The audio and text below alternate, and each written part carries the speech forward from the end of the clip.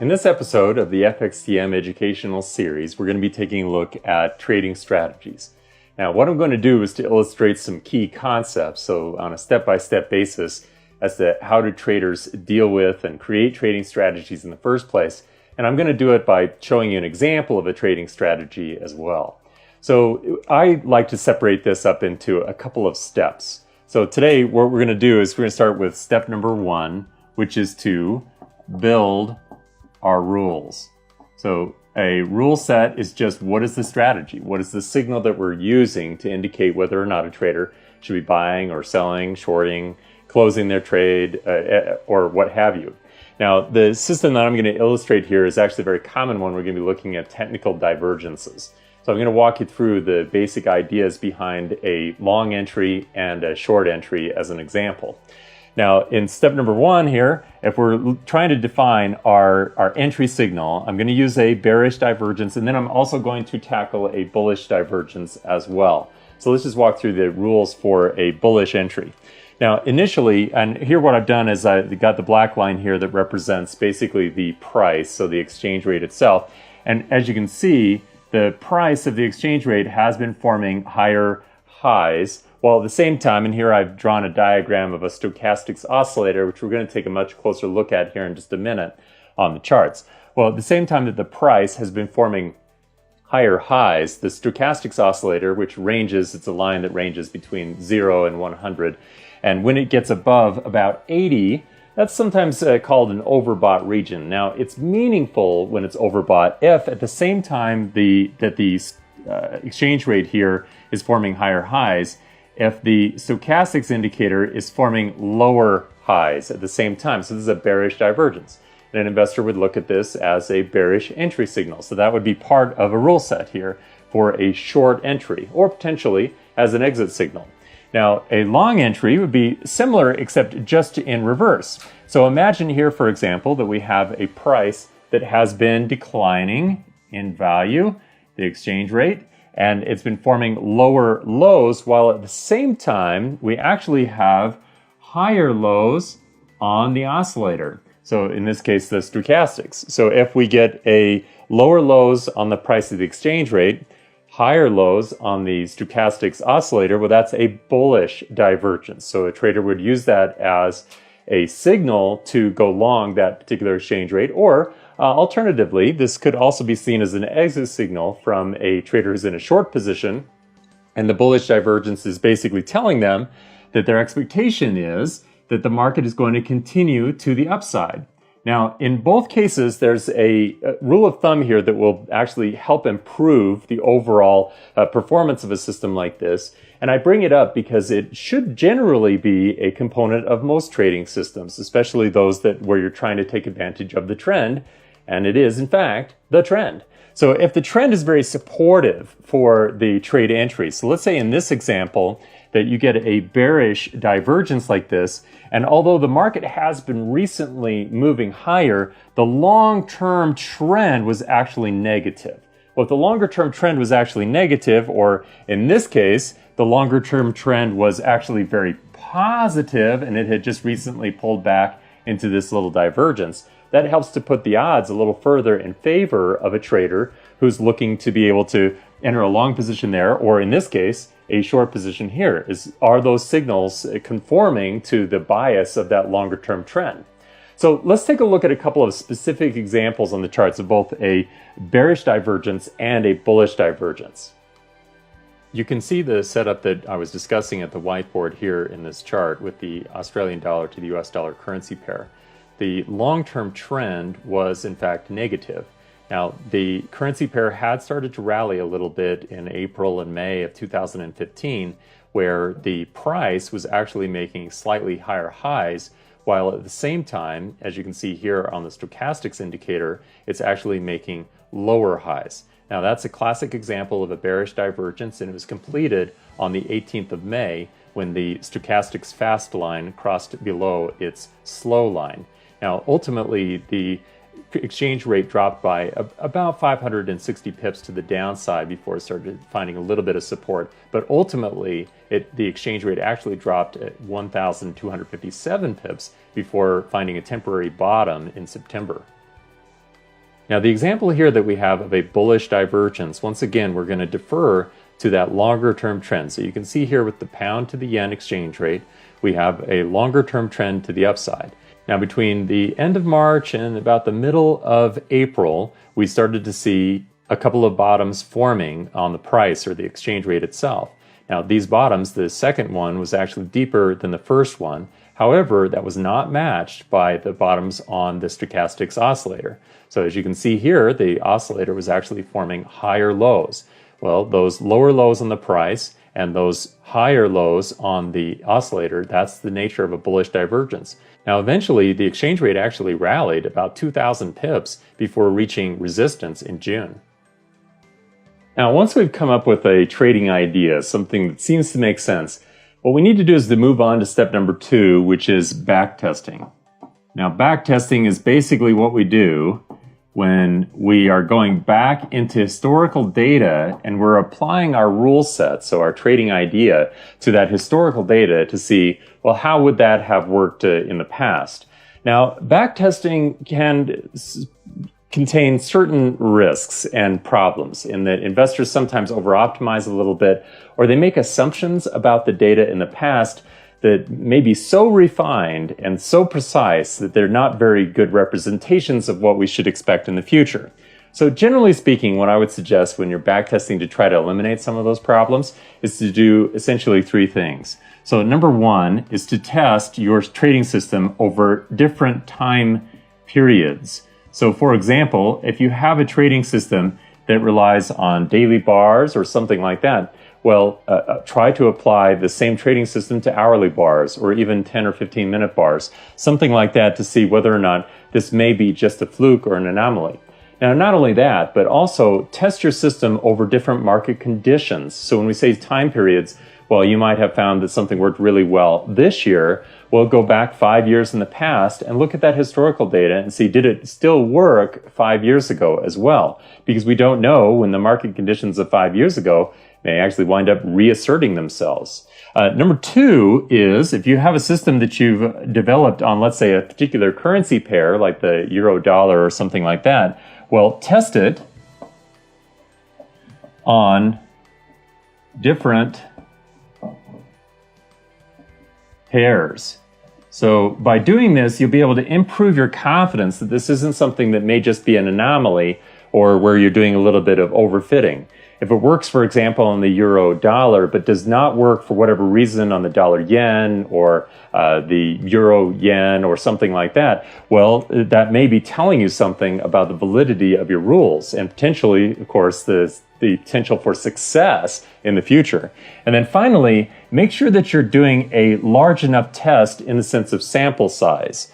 So a large sample size doesn't have to be hundreds and hundreds of trades, but it should certainly be more than just a couple.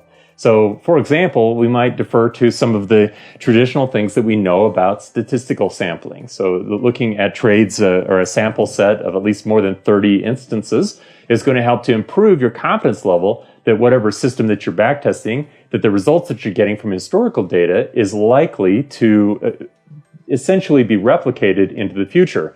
But the larger your sample size is, the more confident you can be that that is in fact going to be the case. The smaller your sample size is, the more likely it is you may be dealing with an outlier or some kind of an anomaly. Now in step number 3, we're going to talk about risk control. Now I think that there are really 2 important components of risk control that we need to think about. The first one, of course, is what you might imagine, which is, where's my stop loss? At what point do I assume that if the trade has gone against me, I want to get out of this trade and just assume that the analysis is dead, that it's no good? The second level, of course, is where do I think that the trade is done, in the sense that I've reached a likely profit objective and I want to remove my risk by taking my profits off the table. So this would be the first component here of risk control. Now let's take a look at a specific example of what we mean by a stop loss with the system that we've been evaluating here in this video. So if we revisit this trade on the pound yen, just after that divergence was actually confirmed on the 15th, let's imagine that an investor was evaluating an entry on the 16th. Well, if the price had not actually risen, but instead had reversed and begun to decline, and had taken out the low of that divergence, which occurred on the 14th of April, you can see that here, the low price at the time was 174.866. So their stop loss would have been placed a little over 200 pips to the downside from their entry point, because the assumption is that if that second low had actually been taken out with a third lower low, well, that divergence is apparently not working out. Now, the second aspect here of risk control is position sizing. Position sizing is oftentimes overlooked, but it helps to stay consistent. So it's not uncommon for a trader to feel really confident about a particular trade, so they get in very heavy, or to feel very scared of a particular trade, and so they get in very, very light. And since they can't predict the future, they wind up sabotaging themselves a little bit, or at least risking the sabotaging themselves, because they don't know which of those two trades ultimately could be their big winner. So position sizing becomes really key. Now, we can approach this very simply. It's not very complicated, and one of the common ways to do this is by evaluating each trade as a fractional percentage of your overall account equity. So let's put ourselves in the example of a hypothetical trader here. Let's say that there was a hypothetical trader, and she had account equity of $10,000. Now, she had decided that in any single position, she was willing to put at risk 5% of her overall account equity. So we'll say here the upper limit as far as the position size is 5% of 10,000. Well, if we times 5% by 10,000, then we find out that this trader, at least right now, is willing to put at risk $500. Now, that's part of our question here. We want to be able to answer what is the amount of money in notional terms that this trader is willing to put at risk in a particular trade. But we need to know what the stop loss is, or what the expected loss is in a particular trade, before we can translate this into an actual position size in terms of how many lots. So let's say that a trader here, that their stop loss, they've decided that they're willing to give up 110 pips. So 110 pips. Now, to keep our math nice and easy, let's say that this trader is using mini lots where each pip in this case is worth $1. So because of the currency pair that they're actually trading, we'll say that the dollar is on the base side of that, so that each pip will be worth $1. So what we would do is we would take this $500, we're going to divide it by 110 pips, because we know that's where the stop loss is. Now, if we do that, of course, we'll find out that we wind up being about from 110 going into 500 goes in about 4.5 times. So that means that a trader here, if they wanted to maintain a consistent position size of 5% of their account equity, and as their account equity grows, of course, their position size in dollar terms is going to continue to go up. But this way, this trader knows that this position deserves a size of, let's say, 4 mini lots and 5 micro lots. So that would equal exactly what their position size was planned to be in notional terms. Now, our last objective here is to develop an expectancy, and to actually keep that expectancy up to date. So what does this actually mean? Well, expectancy is a way for us to think about what to expect over time from our average winners and losers, and what's the difference between the two.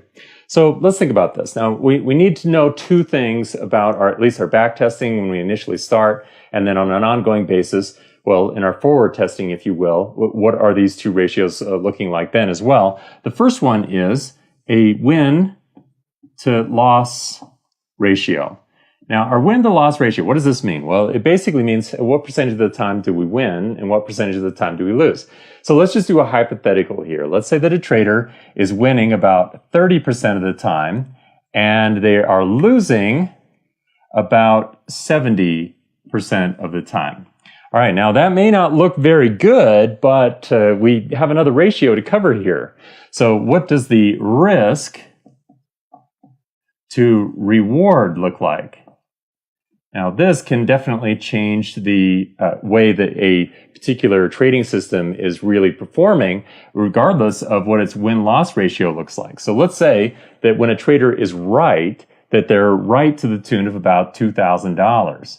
So we'll just say hypothetically here. So hypothetically, they stand to be rewarded on average about $2,000 for a winning trade. And when they're wrong, they wind up losing about $500. Now we have all the information that we need to develop an expectancy. And the way that we do that is we multiply the potential loss by the amount at risk, the potential for a winner, and the amount of reward, and then we're going to net those out.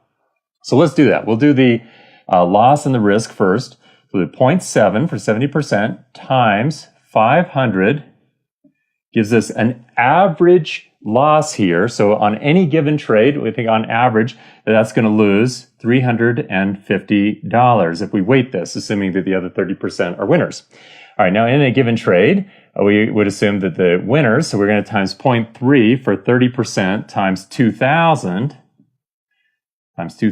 equals $600. All right, now what we want to do at this point is we want to make sure, and our objective here is to make sure that our expectancy is positive. So how do we know?